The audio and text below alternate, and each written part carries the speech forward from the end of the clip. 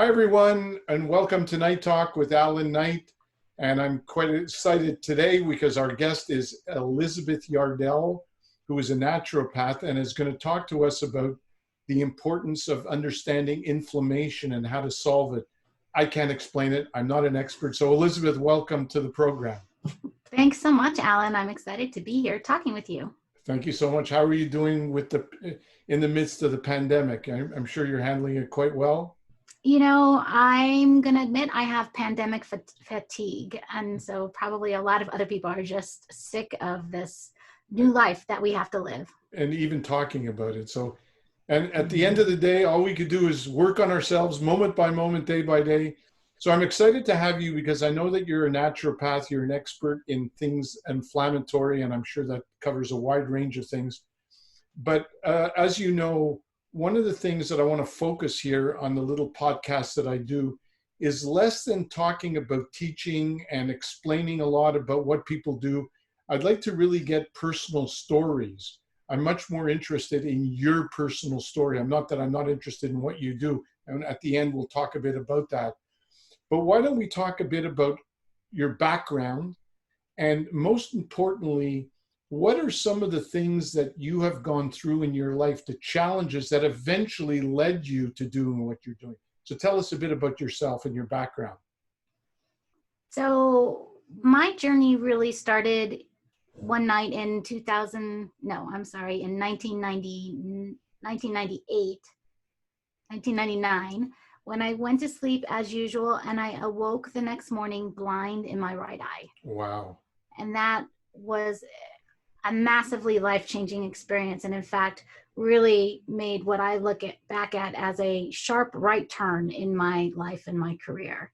So what happened when you got up and couldn't see?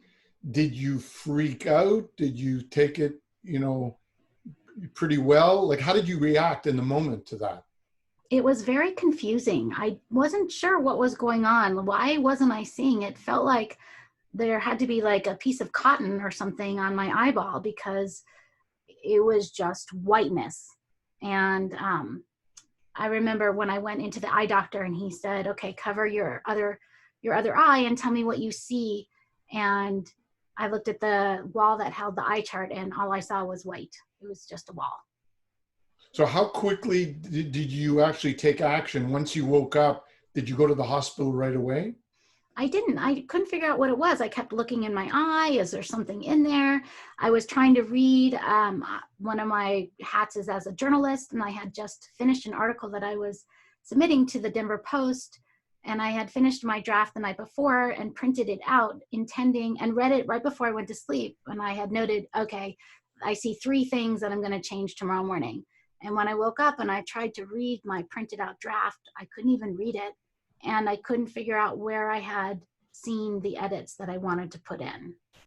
So my brain was not really functioning. It was all very confusing. So how long did it actually take you to solve it or to find out what actually it was? So I called my mother and I said, I need the name of your eye doctor, because I didn't have an eye doctor at that time. I said, I think you need to go see an eye doctor. And she was busy. She was working. And in the meantime, while I was waiting for her to call me back, my father called me. And my father is a neurologist. And he said, what's going on? And I said, well, I need to get a name of an eye doctor. And he said, why? And I said, well, I am having trouble seeing out of one of my eyes. And he said, okay. And he hung up and he called back in 5 minutes. He said, I got you an appointment with an eye specialist. You need to be there in half an hour. Drive yourself, go down there. So I went to the eye specialist and he said, I know this is optic neuritis, which is inflammation of the optic nerve. And he said, this can happen sometimes. Sometimes people get optic neuritis. We don't really know why. He said, but it can also be an indicator of multiple sclerosis. And so your father, the neurologist, really wants you to go and have an MRI right away. And in fact, he has scheduled one for you. So you need to go directly from here over to the MRI at the hospital. Mm-hmm. So I went into the MRI, and when I came out of the MRI, my entire family was sitting in the radiology reading room. There was my father, my stepmother, and my mother, and my stepfather, and my aunt, and The whole room was papered with black and white x-ray images of my brain. Wow. And my father went up to the different images and said, you know, this right here, that's a scar there, that's a scar there, that's a scar there. And he said, I really think that you have multiple sclerosis. Wow. So how did you feel when you heard him say that? I didn't know what it meant. In fact, I tried to make light of it and joke around. And I said, does that mean I'm going to be one of Jerry's kids? Meaning Jerry Lewis and the telethon for muscular dystrophy. Oh, I see. Which helped break the tension. My father laughed and he said, no, that's muscular dystrophy. That you have to be born with that. This is multiple sclerosis. It's an autoimmune degenerative nervous system disease that we don't know why it happens, but it's very common for women to have this between 20 and 40. And I was just about to turn 30 years old at the time. Was he implying that this was a degenerative disease that could not be healed? Yes, that is the common thought or the common view of multiple sclerosis and other autoimmune diseases in the medical community, that they are uncurable. So did you accept that right away, or did you start to think more as the days and weeks went on, whether you wanted to accept his observation and analysis of it? As the time went on and I flew across the country to go see another MS specialist, which was also very frightening. And he told me that 80% of MS patients experience significant disability within 10 years of diagnosis. So he was basically saying, you're just about to turn 30, but by the time you turn 40, you're going to be in a wheelchair. Was he implying that you would also be fully blind, or not necessarily so? Not necessarily so. MS can affect all sorts of different abilities. And my eyes, just because my eyes were affected that one time, it wouldn't necessarily mean that they would continue to be affected. With relapsing remitting multiple sclerosis, you have an exacerbation where you lose some functionality, but then you recover. You don't ever recover 100%, but for instance, like I've recovered probably 93% of my vision in that eye. And then you go on for a while until you have another relapse. Okay, so here's something I'd like to ask you is that often I hear naturopaths or people that are more into alternative medicine talk about the fact that a lot of medical labels are just that, they're labels. Like I was diagnosed, as you know, with an essential tremor years ago that later was changed to Parkinson's, which I'm working at healing on my own.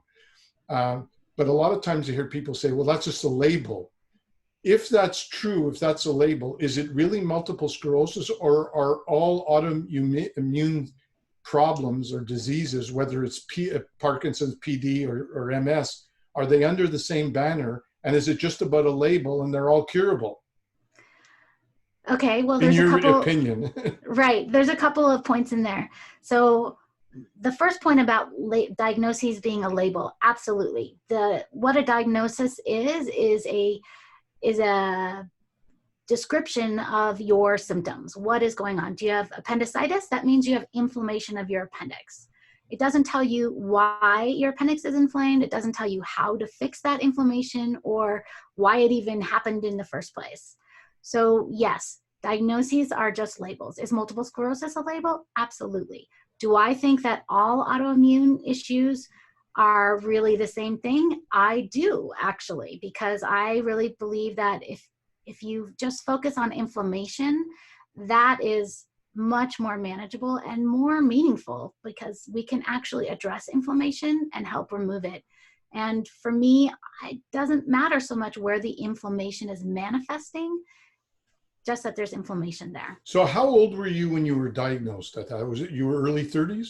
I was 2 weeks before my 30th birthday. And what were you doing career-wise at the time? At that time, I was a multimedia instructional designer. That meant I designed training programs for really big telecom companies like Lucent Technologies, AT&T, Bell Laboratories, even like United Airlines, and I would create these training programs for them that would be delivered on CD-ROMs or the internet. So when you were diagnosed, were you concerned that that might affect and impact your career? Absolutely, because I couldn't read and I couldn't understand what I was reading. And my whole career was all about reading and writing. So did your career end at that time abruptly, or did you go on for a while? I was fortunate that I was in between big projects at that time, so I delayed taking on another project for a while. Mm-hmm. Also, I was also a freelance journalist, as I mentioned before, and so I had a couple of assignments that I turned down during that time. In fact, I stopped driving for about 2 months because I wasn't comfortable seeing. How long did it take you to get over the initial reaction that you may have had about it to the point where you decided that this is going to be part of your physical health journey? How long a process did that take? And then once you decided it was going to be part of your journey, what did you do at that point? So a typical MS exacerbation lasts, I would say, 6 to 10 weeks. And during that time, there's just so much inflammation and brain fog that goes along with it, and often some pain too as well. So those first couple months were very, I would say, very much about survival. Also, because my father's a neurologist, he put me on some pretty intensive, uh, I would say, chemotherapy treatments. For instance, I had to have IV what's it called? It's a corticosteroid administered for 7 days in a row. And I have a severe needle phobia. And all of the MS drugs at the time were also injectable. My father was quite insistent I start on an MS drug, and that had to be injected every single day. Again, I have severe needle phobia. So I was focused on those things for the beginning couple of months, I would say. But it was really my fiance at the time who suggested that maybe it had something to do with how I ate. Oh, And really? So none is of my that what led doctors. you to the whole idea that inflammation could be at the bottom of this, and that led you to actually pursuing this as a profession? Well, it took quite some time, I would say years, for me to come to the inflammation realization. Mm-hmm. But it did start me off on a journey where I first needed to learn how to cook and what is a healthy diet, because my diet up until that point for the 10 years of my 20s was pretty much based on Crystal Light, Diet Coke, and gummy bears. Wow. Is that right? Yeah. Wow. All my friends knew if they came over to my apartment, they could just grab a handful of gummy bears. I had a huge vat of gummy bears. Wow. So tell us briefly what led you down the path that led you ultimately to become a naturopath and now work with people uh, who have these kind of diseases or like diseases. So first I started with the cooking and trying to change my diet to be a healthier diet. I thought my fiance had a good point, but I didn't really know what to do. So I started studying and trying to find courses to take and classes to attend and books to read. And I studied through the Mayo Clinic and the ADA. And it really seemed to me what everybody was talking about in terms of what a healthy diet was really could be boiled down to whole foods are better than processed foods. So then I had to learn how to cook whole foods because that wasn't part of my life. And so I started taking cooking classes and watching the Food Network, which was in its infancy at the time. And what I quickly realized was that even though I was enjoying the cooking process and very much enjoying the foods I was eating, trying to cook a whole foods based diet was very time consuming. Not to mention, first the preparation of all the foods, but then the cleanup afterwards. And fatigue is a hallmark of MS. So that was just feeling really overall exhausting. And so my first step on this journey was to figure out a way that I could cook whole foods and have a healthier diet in an easier way. And that led me to becoming what I call an accidental inventor. And I Mm-hmm. accidentally invented a method of cooking whole foods in a cast iron Dutch oven that hadn't been recorded anywhere before. Mm-hmm. And so I just started cooking that way. And I didn't really even think that much of it till my college roommate came for a visit. And at the end of the week, she asked me to teach her how to cook like I did. And I said, well, you've seen me do it. It's super easy. And she said, I think there's more to it than that. So I sat down and I wrote out a manuscript, and I spent the next 5 years trying to get my manuscript published. And I finally gave up on publishers and agents, and I ended up self-publishing it myself. It's called Glorious One Pot Meals, and it introduces my unique and actually patented method of cooking whole foods in a cast iron Dutch oven. Wow. To make it really easy. So when I published my book, I realized I really wanted to have a little bit more credibility for the healthful aspects of it. And that's really when I started studying natural health. When did you experience most of your healing in the eye? So I would say within the next 6 months after the beginning, it gradually improved and improved to the point where I don't really notice it anymore. The human body is very plastic. Mm-hmm. Wow. So I now you see, can, I drive. So now you can do everything and you can see almost 100%. So my eye doctor says 93%. Wow, that's amazing. I don't know where he gets that number, but that's what he says. Well, that's fantastic. Now we could go on and on, but before we kind of bring it to a close and let people know how they can get in touch with you, give us one example of a real success story of one of your clients that you've been working with over the years. So I love telling this story. It's a story of a 15-year-old girl who was diagnosed with neuromyelitis optica, NMO, which is kind of like MO or kind of like MS, and is often misdiagnosed as MS. But she came to me and she was going downhill. She had been a top student, but she had to drop out of high school and be homeschooled because she was so ill all the time and could not make it in, which was very distressing for her and her family. Her doctor had suggested she visit a nutritionist who would put her on a paleo diet, and it was just not doing any good for her. When she came to me and we did the food sensitivity testing, which is a blood test that I use in my practice, and we found out that actually all of the animal-based proteins that she had been following and eating on a paleo diet were causing massive inflammation for her. So once we radically switched her diet to more of a carb-based diet, she started to improve, and actually she ended up going back to school and graduated a year or two later as valedictorian of her class. Wow, unbelievable. So for those that are listening and they would like to get in touch with you and have some kind of assessment, I assume that you do, how would they get in touch with you? The best way to reach me is always through my website at elizabethyarnell.com. And I am happy to offer your viewers a complimentary naturopathic health assessment if they would like to see if they're a good candidate for what I offer. And the address for that is bit.ly/EY assessment. Fantastic. Elizabeth, we could go. You have a very inspiring story. I know you've helped a lot of people so far and look forward to hearing more and more of your success stories. Well, thank you, Allan. It's been such a pleasure chatting with you today. We'll talk real soon. Okay. Okay. Bye, everyone.